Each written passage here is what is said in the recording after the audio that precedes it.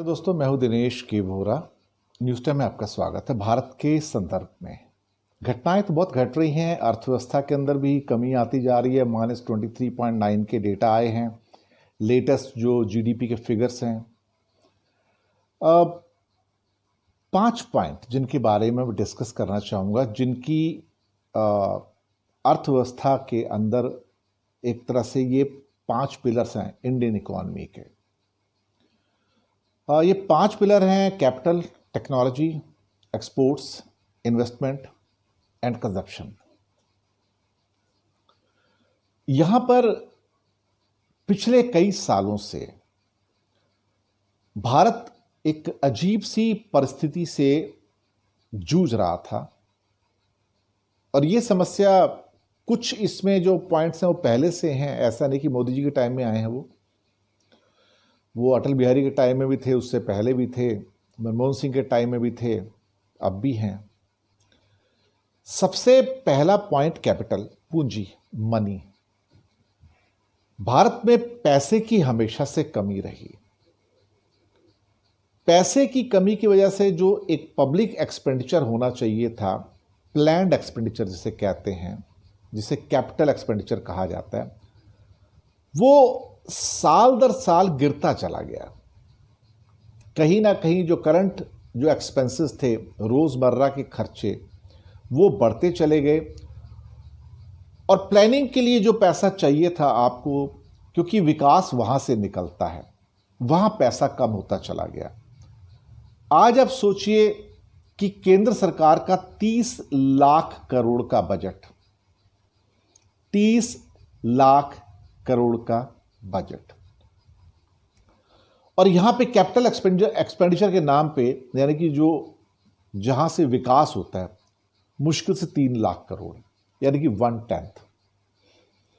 आप ये कह सकते हैं कि $400 बिलियन का इंडिया का एनुअल बजट। ये मैं केंद्र सरकार की बात कर रहा हूं, स्टेट गवर्नमेंट्स के बजट अलग हैं। $400 बिलियन का बजट अप्रोक्सीमेटली, जिसमें कैपिटल एक्सपेंडिचर के लिए सिर्फ $40 बिलियन। आप सोच सकते हैं कि $40 बिलियन इंडिया के विकास के लिए पीनट्स भी नहीं है। और जहां बड़ी बड़ी सड़कें बनानी है, हवाई अड्डे बनाने हैं, पोर्ट्स बनाने हैं, डैम्स बनाने हैं, डैम्स तो खैर 30 साल से बने ही नहीं है, या बाकी रेलवेज के जो इंफ्रास्ट्रक्चर है वो बनाने हैं, और उसके लिए पैसा ही नहीं है। प्राइवेट सेक्टर अगर थोड़ा बहुत पैसा है भी, तो भी वो इन्वेस्ट नहीं कर रहे हैं। पिछले कई सालों से, 10-12 साल हो गए हैं, वो इन्वेस्ट नहीं कर रहे हैं।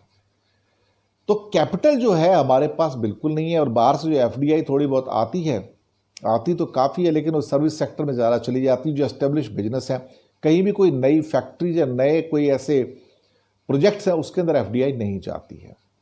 तो ये पहला हमारा कमज़ोर पॉइंट, जिसके ऊपर हम डिपेंड नहीं कर सकते, कि पुअर कैपिटल, पूंजी नहीं है, पैसा नहीं है। दूसरा, टेक्नोलॉजी नहीं है।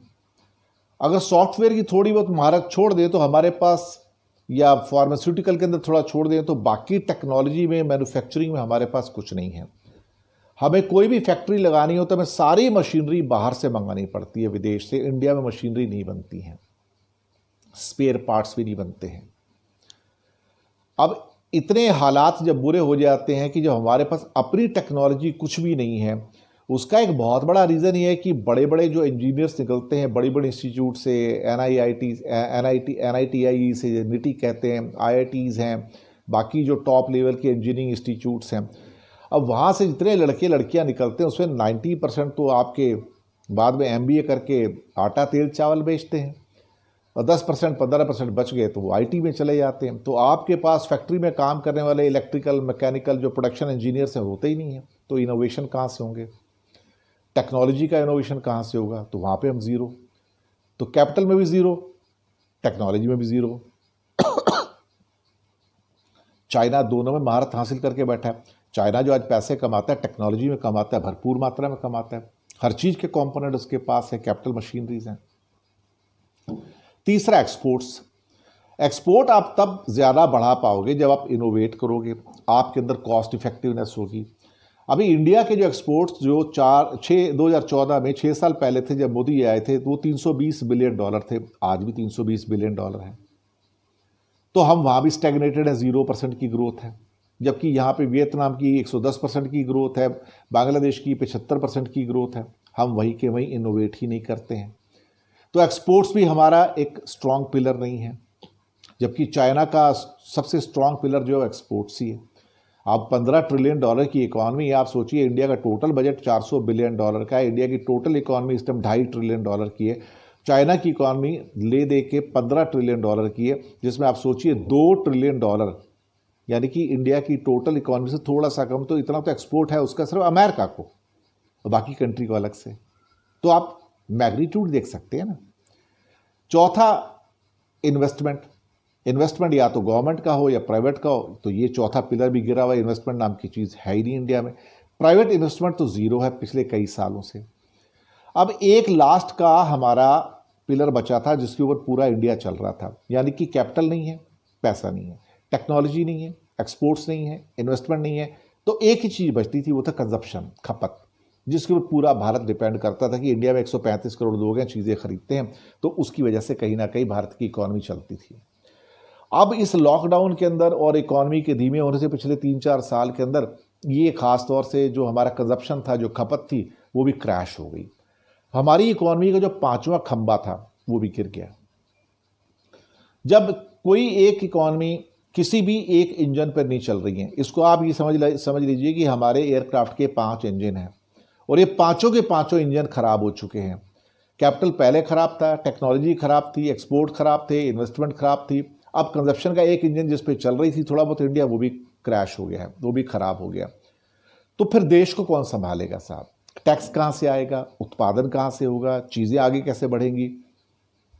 तो जो भी अगर आप ख्वाब देख रहे हैं इस टाइम कि हाँ कुछ अच्छा हो जाएगा, नहीं होगा जब तक इनमें से पहला जो लास्ट पिलर की बात कर रहा हूँ, कंजप्शन वापस नहीं आता है।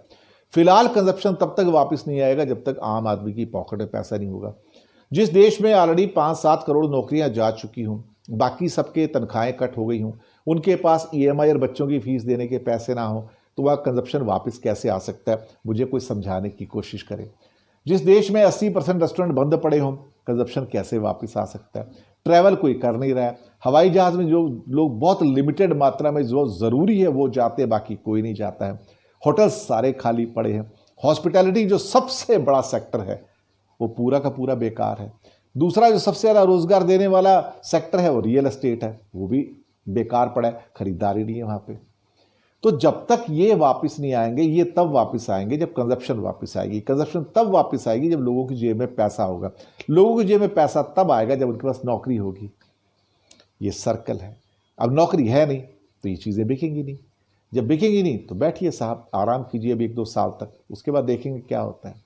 ये हालात हैं आज के हिंदुस्तान के। शुक्रिया आपका हमारे साथ बने रहने के लिए।